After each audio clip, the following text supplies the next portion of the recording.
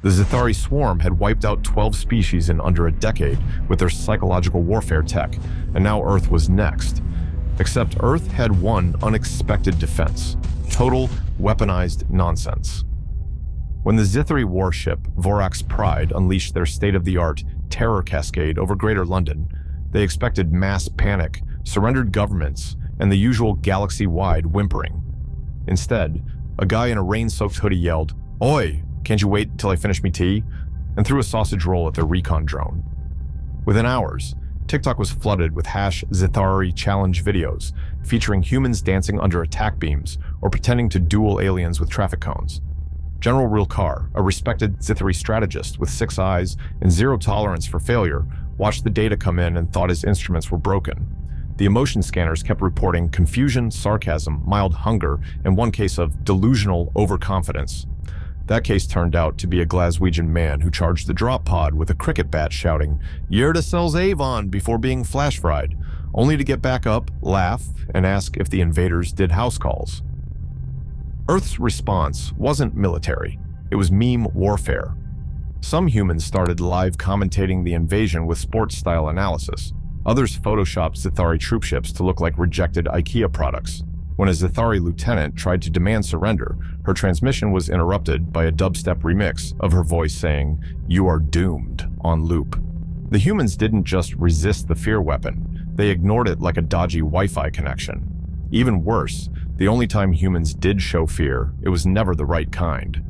One soldier started screaming when he saw a spreadsheet error. Another collapsed in panic after hearing, "We need to talk." The Zithari had nothing in their playbook for this. Commander Vex tried escalating to kinetic warfare, but every time their mechs deployed, humans gathered around filming and yelling, "Is this part of Comic-Con?" or asking where the off switch was.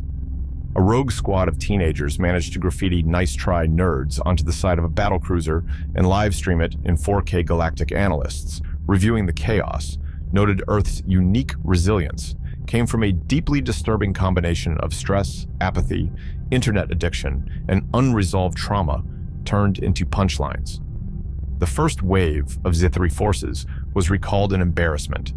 Their final report simply read, "Humanity does not comply with fear protocols. Retaliation met with sarcasm. Strongly recommend we never return. Also, someone hacked our comms and changed our anthem to Baby Shark." The galaxy had faced monsters, conquerors, and apocalyptic threats before, but nothing had prepared them for a planet that didn't take the apocalypse seriously. The Zithari regrouped in orbit, battered, baffled, and down one warcruiser after it got hacked by a Twitch streamer who renamed it USS Ligma and used it to prank call the rest of the fleet with fart soundboards and inspirational quotes from Dwayne "The Rock" Johnson. High strategist Tarok called an emergency council demanding answers on how a backwater planet with the technological finesse of a drunken octopus had not only resisted a full-scale psychological assault, but had memed half their invasion force into emotional breakdowns.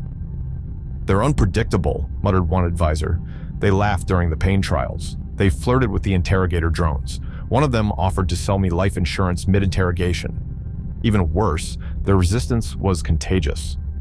Several of the galaxy's more impressionable species began imitating human tactics, by which they meant downloading TikTok, hoarding energy drinks, and responding to threats with "LOL okay." Back on Earth, humans weren't just holding their own, they were escalating. A group of Scottish engineers jury-rigged an alien plasma cannon to play bagpipe music every time it fired. Meanwhile, a retired bus driver in Manchester turned a Zithari recon walker into his personal Uber. Footage of him parallel parking it into a McDonald's went viral across 17 systems. The Zithari attempted one final tactic: unleash their elite mind warp squad, the Eidolons, fear-incarnate psychological assassins. They were deployed near New York City and lasted 6 minutes before accidentally walking into a subway rap battle and being roasted so hard their translator units self-destructed. Humanity didn't fight fair because they didn't think fair. When a fleet AI warned them they'd violated galactic law by interfering with enemy mind protocols, someone responded by mailing the AI a glitter bomb and a note that said, "Sue me." By now, galactic opinion was turning. Species that had once feared the Zithari began pointing and laughing as Earth's chaotic lunacy dismantled their invasion force. One broadcast even called humanity the cosmic raccoons of warfare, unhinged, unkillable, and aggressively disinterested in your rules. The Zithari considered orbital bombardment until they intercepted a signal from Earth showing humans preparing countermeasures by strapping themselves to lawn chairs with fireworks, saying, "Let's ride." Commander Vex, now visibly twitching, stared at the footage of a man attempting to duct tape a lightsaber to a chainsaw while quoting Fast and Furious lines. "I don't even know what species they are anymore," she whispered. But it was too late. The invasion was collapsing under the weight of sheer nonsense. The humans had become a black hole of logic, devouring every tactic thrown at them and responding with something more bizarre than before. Somewhere, in a bunker under what used to be Birmingham, a tactical advisor summarized Earth's response in a single sentence. "We didn't win because we were stronger. We won because they broke trying to understand why we were laughing." The Zithari's final act of desperation was to send their supreme arbiter, a 12-limbed political manipulator bred to outwit entire civilizations, down to negotiate a surrender, or at least figure out if Earth had collectively lost its mind. The arbiter landed in Geneva, stepped onto the conference platform, and was immediately handed a slice of pineapple pizza by a smiling ambassador who introduced himself as Dave from Leeds, humanity's representative of vibes. Dave wore flip-flops, a tie-dye NASA shirt, and had written his peace proposals in crayon. The arbiter tried to begin formal discourse, but was interrupted by Dave asking if he wanted to play Mario Kart to break the tension.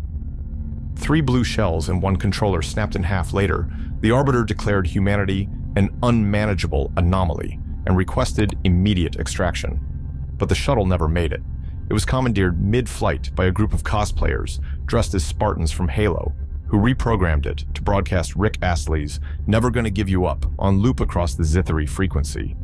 The Supreme Arbiter was last seen curled up in a corner muttering, "They rickrolled an interstellar peace delegation." Meanwhile, Earth's chaos economy boomed.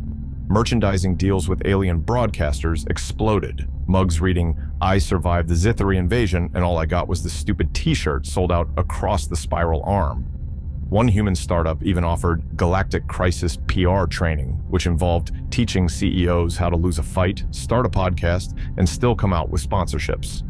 Other species began asking humanity to consult on resisting future invasions, meaning basically send over some Florida men, 3 YouTubers, and 1 retired Navy grandma who once punched a bear.